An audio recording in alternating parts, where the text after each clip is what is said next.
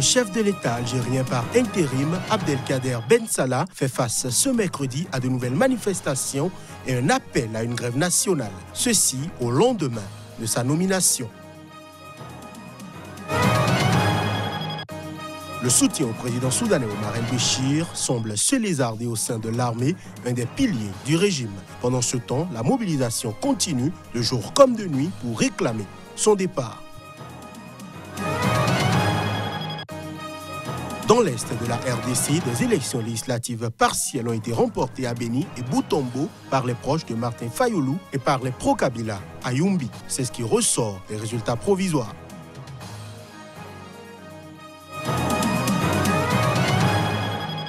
Voilà pour le sommaire de cette édition que nous ouvrons par des nouvelles de l'Algérie. Le chef de l'État par intérim, Abdelkader Ben Salah, fait face ce mercredi à de nouvelles manifestations et un appel à une grève nationale. Ceci au lendemain de sa nomination et malgré sa promesse d'un scrutin présidentiel transparent d'ici 3 mois. Dégage Ben Salah, une Algérie libre.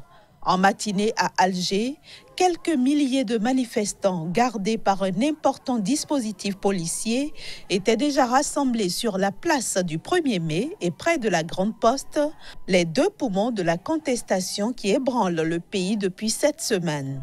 Des appels à reprendre la rue avaient essaimé sur les réseaux sociaux dès la veille, après l'annonce de la désignation d'Abdelkader Ben Salah pour assurer la transition. Partisan d'un 5e mandat de Bouteflika, Ben Salah est une incarnation du régime rejeté par la rue. Mercredi, des magistrats ont également appelé à manifester et les étudiants, déjà des milliers la veille dans plusieurs villes du pays, ont à nouveau appelé à marcher dans la capitale. Pour la première fois depuis le début du mouvement pacifique de contestation, la police a tenté mardi dans la capitale de disperser les étudiants par des tirs de grenades lacrymogènes et des canons à eau.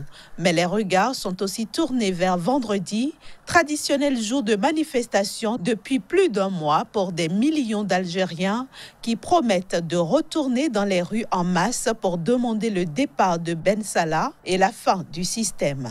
Au terme de la période de transition qui devra durer 90 jours maximum, Abdelkader Ben Salah est chargé d'organiser une élection présidentielle. En vertu de la Constitution, il ne peut être candidat. Et toujours en Algérie, le chef d'état-major de l'armée, le général Ahmed Gaïd Salah, a mis en garde ce mercredi contre un vide constitutionnel en Algérie, jugeant irraisonnable toute idée de gérer la période de transition en dehors des institutions. Avec le début de la nouvelle phase et la poursuite des marches, nous avons déploré l'apparition de tentatives de la part de certaines parties étrangères de mettre à exécution leurs desseins visant à déstabiliser le pays, a ajouté le général Gaïd Salah, selon un communiqué du ministère de la Défense au lendemain de la nomination contestée d'Abdelkader Ben Salah, un pur produit du régime, comme président par intérim. Le soutien au président soudanais Omar el-Béchir, confronté à une pression populaire de plus en plus forte pour obtenir son départ, semble se lézarder au sein de l'armée, un des piliers du régime. Pendant ce temps, la mobilisation continue de jour comme de nuit pour réclamer le départ du président. À 115 ans, Omar el-Béchir, l'un des plus anciens dirigeants d'Afrique, refuse de démissionner. Si l'armée soudanaise a pris soin de ne pas intervenir depuis le début de cette crise, des soldats se sont mêlés mardi à la foule réunie devant le QG des militaires, dansant et chantant. Certains soldats ont été portés par des manifestants, tandis que d'autres ont tiré en l'air lorsque le puissant service de renseignement NISS a tenté de disperser les contestataires. Il s'agit là d'un soutien évident de l'armée qui est perçu comme une cooptation du mouvement de contestation, estime un analyste de Rift Valley Institute, un groupe de réflexion qui se concentre sur l'Afrique de l'Est et centrale. Lundi, les groupes à la tête du mouvement de protestation dont l'Alliance pour la liberté et le changement ont appelé l'armée à tenir des pourparlers sur la formation d'un gouvernement de transition. Mardi, la police a de son côté ordonné à ses forces de ne pas intervenir contre les manifestants, espérant ainsi ouvrir la voie à une transition pacifique du pouvoir. Une foule déterminée de Soudanais a continué ce mercredi pour la 5e journée consécutive de défier le régime devant le QG de l'armée. Signe que Béchir n'est pas prêt à céder à la pression de la rue, le parti du Congrès national, NCP, au pouvoir, a appelé l'ensemble de ses membres à un rassemblement de soutien au chef de l'État jeudi à Khartoum. Mesdames, Messieurs, cette édition se poursuit dans l'Est de la République démocratique du Congo. Les élections législatives partielles ont été remportées à Beni et Butembo par les proches de Martin Fayulu et par les pro-Kabila à Yumbi, dans le sud-ouest du pays. C'est ce qui ressort des résultats provisoires publiés ce mardi par la commission électorale. Imaginons. Sur les 14 sièges à la députation nationale dans la province du Nord Kivu, les regroupements membres de la coalition Lamonka, qui soutenaient la candidature de Martin Fayulu à la présidentielle, ont remporté 10 sièges contre 3 pour les proches de l'ancien président Joseph Kabila et un seul pour le camp du nouveau président Félix Tshisekedi. Par contre, dans la circonscription de Nyumbi, l'unique siège à la députation nationale a été remporté par un membre du Parti du Peuple pour la reconstruction et la démocratie, parti de l'ancien président Joseph Kabila. De même, pour la députation provinciale, le seul siège a été gagné par un membre du nouveau parti. Un délai de 8 jours est accordé aux candidats et regroupements politiques pour faire recours en cas de contestation. Les élections générales, présidentielles et législatives du 30 décembre dernier avaient été, rappelons-le, reportées dans ces circonscriptions officiellement en raison de l'épidémie d'Ebola et de l'insécurité à Beni, Butembo et un conflit communautaire qui venait de faire des centaines de morts mi-décembre à Nyumbi.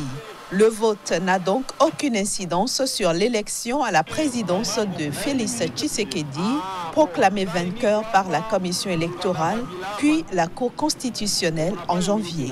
En ce qui concerne l'élection des gouverneurs, elle aura lieu ce mercredi dans 24 provinces sur 26.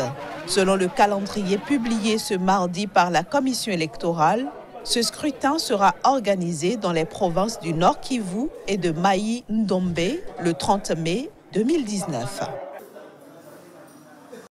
Des combattants de Boko Haram ont attaqué ce mardi une ville du nord-est du Nigeria. L'attaque est survenue alors que l'armée se préparait à une offensive contre les islamistes dans la région, évacuant des milliers de gens. Des djihadistes de Boko Haram ont lancé une attaque sur Damaturu vers 16h45 GMT, tirant des coups de feu et lançant des explosifs. Cette nouvelle attaque de Boko Haram se produisait alors que l'armée nigériane se préparait à une offensive contre le groupe islamiste dans l'état de Borno, voisin du Yobe, et évacuait des habitants de la région. Ils sont environ 2000 à avoir été convoyés en camion dans un camp de déplacés à Maiduguri en raison de l'opération militaire dont le but est de détruire les insurgés dans la région.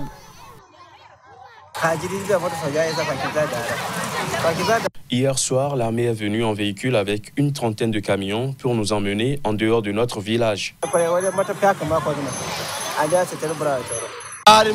Certaines personnes ont un endroit où s'abriter, d'autres pas. On attend un miracle et on se demande ce qui va se passer maintenant. Moi-même, à l'heure où je vous parle, je ne sais pas où aller, mais j'ai un ami qui vit ici en ville. J'ai décidé de l'appeler pour lui demander de rester avec lui en attendant.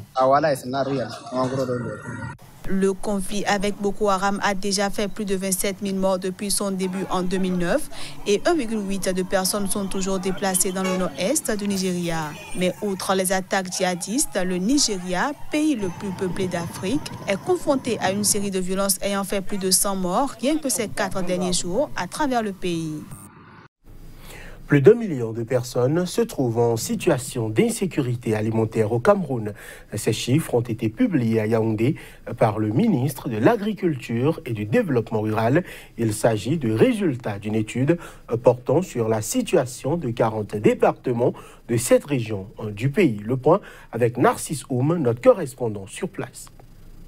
Au Cameroun, Jadi, grenier d'Afrique centrale, plus d'1 million de personnes se trouvent dans une situation d'insécurité alimentaire, a rapporté le ministre de l'Agriculture et du Développement rural, Gabriel Barobé. C'était en présence d'autres membres du gouvernement et des représentants des partenaires au développement. On observe une dégradation dans 7 départements qui sont en phase de crise, notamment la Mémé, le Fako, le Lébialem dans la région du sud-ouest, le Boyo, le Mbouy, la Menchoum et la Momo dans la région du nord-ouest. Toutefois, aucun département ne se trouve dans les phases d'urgence ou de famine. On estime à 1 069 782 le nombre de personnes en situation de crise ou pire pendant la période courante. Pour le ministre, la situation est acceptable dans 33 départements où le bilan alimentaire est relativement positif. Le ministre a toutefois estimé que la situation pourrait se dégrader au cours du prochain trimestre. La situation alimentaire des populations pourrait se dégrader pour la période projetée juin-juillet août 2019, avec 21 départements en phase minimale, 12 départements en phase sous pression et 7 en phase de crise, 0 en phase d'urgence et 0 en phase de famine. On estimerait à 1 093 528 le nombre de personnes en situation de crise ou pire pendant la période projetée. Malgré cette situation alarmante, le ministre se projette dans le futur.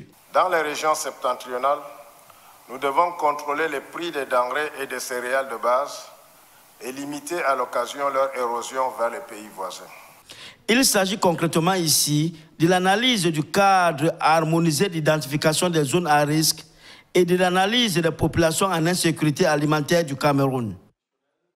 Au Burkina Faso, pour finir, le président du Haut Conseil pour la réconciliation et l'unité nationale a remis le rapport d'activité 2018 de l'institution au président Roch-Marc Christian Kaboré. Ce dernier s'est réjoui de recevoir le document et a encouragé les conseillers ainsi que toute l'administration du Haut Conseil à persévérer dans le travail pour l'atteinte des objectifs fixés. Reportage Claude Romba. Le président du Ashkroun, Léandre Bassolé, remet au président du Faso, Roch Kaboré, le rapport d'activité 2018 de son institution.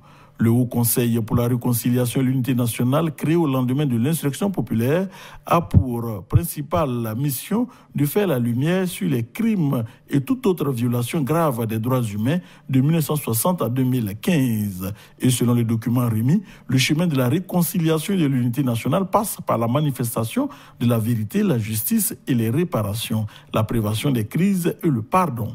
Nous devons travailler à faire en sorte que ce qui, en fait, nous a conduit là où nous sommes aujourd'hui, c'est-à-dire aux violations des droits humains qui ont progressivement détruit le tissu social, notre goût de vivre ensemble, faire en sorte que nous mettions, en fait, nous trouvions des garde-fous pour nous assurer que, en fait, comme on dit, plus jamais ça, des garde-fous qui empêchent désormais, qui que vous soyez, de poser des actes qui sont en fait une sorte d'actes destructrices de cette cohésion. Pour le président du Faso, le Ashkroun est un instrument par excellence pour assurer la consolidation des fondements de justice, de paix, du progrès et de la prospérité pour le bonheur des fils et des filles du Burkina Faso. C'est pourquoi Roch Kaboré a rappelé la délicatesse de la mission à traiter un passé douloureux pour en faire un présent fraternel. Un rappel, le Haut Conseil pour la réconciliation et l'unité nationale a hérité de plus de 5000 dossiers à traiter. Et ce sera tout déjà pour cette édition. Merci de l'avoir suivi. Agréable fin de soirée à chacun et à tous.